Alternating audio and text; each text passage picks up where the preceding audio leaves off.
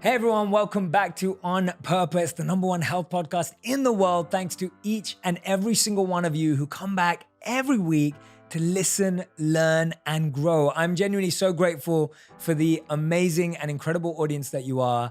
And you know that my genuine heart and job is to try and find you guests that I believe are going to help you learn and listen and grow and help you actually live the life that is full of potential, full of joy, and full of happiness. And today's guest is definitely not going to disappoint. I'm actually personally very excited about this conversation because I think not only are we going to love this conversation, I'm going to be really surprised by a lot of the stuff that comes out of it. I'm excited for that element of surprise and delight that I'm expecting from this. No pressure, of course. But as you know, today's guest is an incredible husband, father, CEO, entrepreneur, and his new book, which is launching this year in March, is called Get Out of Your Own Way, A Skeptic's Guide to Growth and Fulfillment. We have none other than Dave Hollis. Dave. Jay. Thank you for doing this. No, thank you for having me. I appreciate it. No, and I'm going to add this because for anyone who knows Dave, you already know what he's like. I've been admiring Dave and watching him from afar, probably for, I think 1.5 years.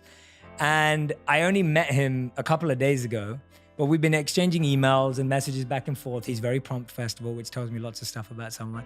But more than that, he's just got this beautiful aura emanating, and he has this energy which is just very it's like he can give you a hug and tell you the truth at the same time, which I think is like a very cool mix. But I'm excited to build our friendship, man, honestly. I am too. And here's the thing, as an admirer from afar for a long time, you always are somewhat leery to meet someone who you've been admiring for the risk of them letting you down, and you do not do that. So, man, I really appreciate the chance to connect in person and look forward to everything that comes, man. Yeah, absolutely. So let's dive straight into it because I feel like there's a lot of stuff we can jump into. Yep. When we talk about your book, Get Out of Your Own Way, as soon as I heard the title, I was like, I was like, that is exactly it. Like, I just couldn't, I was just with you. I was like, yes, get out of your own way. When was the first time in your life that you realized you were in your own way? I mean, here's the headline. I was and have been in my own way forever and ever, but probably had the hubris, the conceit, ego to not fully confess or admit it until maybe even just in the last decade. But after having constructed a life around a whole host of capital T truths that had been ingrained in me, that fed into an identity I thought I had to live into, started asking a bigger set of questions as I was crossing this chasm between 30 and 40, where these existential things that sometimes come up around milestone birthdays weren't just lasting for the week of the birthday. It was a longer period of time. Why am I here? What am I not doing that I could be doing? Why do I have this gift, this potential from God, our creator, that isn't fully being exploited? And if I spend the next 20 years stuck here in my way, not fully using these gifts, will I have regret? Will my kids sitting around a table at my 60th birthday have something to toast? Will I die not having done the things that I was put on this planet to do? And it was a funk at first that really had me, to be honest, not showing up as well as I'd committed to with my wife or how well I wanted to show up for my kids. And I had to do a lot of soul searching around, well, why? And the book really truly ends up being these 20 lies that I believe that at one time or another had me in my own way, that in shining the light of truth on them made them unbelievable, and in their unbelievability kept me out of my own way.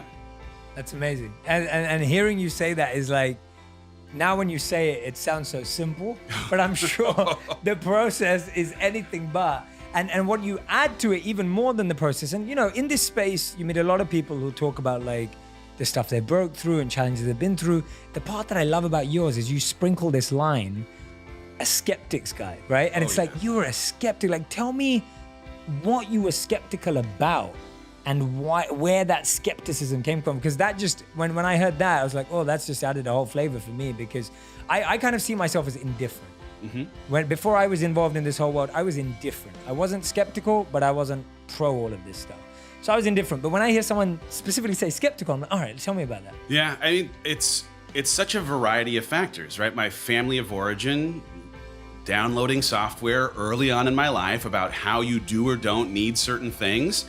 Masculinity is defined by society telling me as a man whether I was good or not for being able to stand on my own or reach for help. I truly had a skepticism generally about the tools that I now use every single day to fully unlock the things in my life as only being reserved for people who are broken.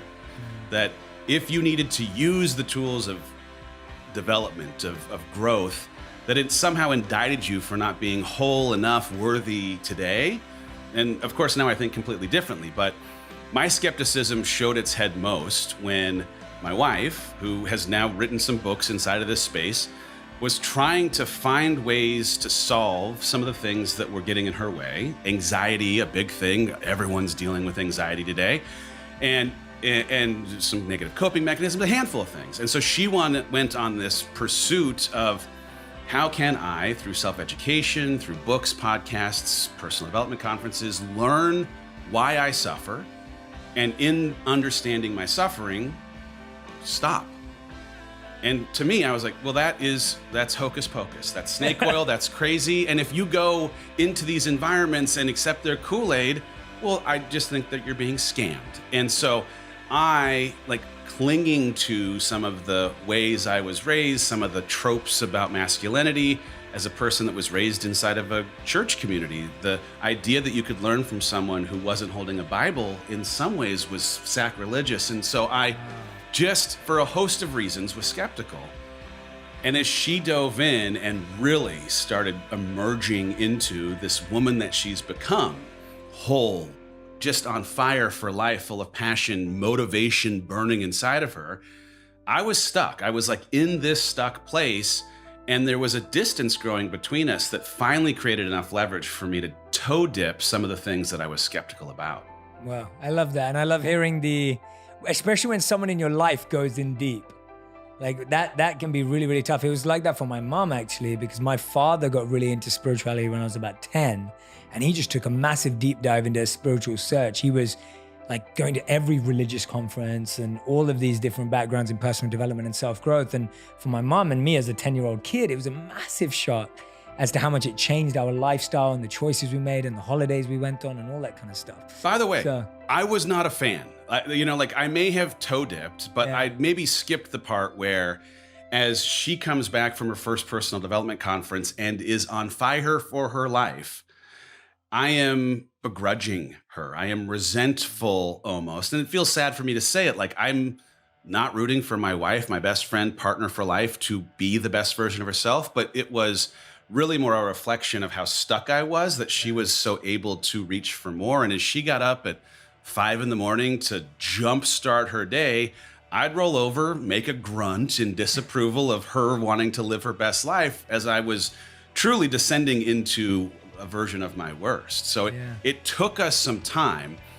The turning point, to be even like put a finer point on it, was when I'd stayed just stuck for such a long period of time. As she continued to grow, we had to have the hardest conversation of our marriage. And that was if I, Rachel, were to continue to reach for growth because of it being one of, if not the most important commodity that I value in life, and you, Dave, decide to stay stuck or really descend into a lesser version of yourself, as that trajectory creates greater distance between us, in 3 months, will we still make out? In 6 months, will we still go on dates? In 3 years, will we still be married?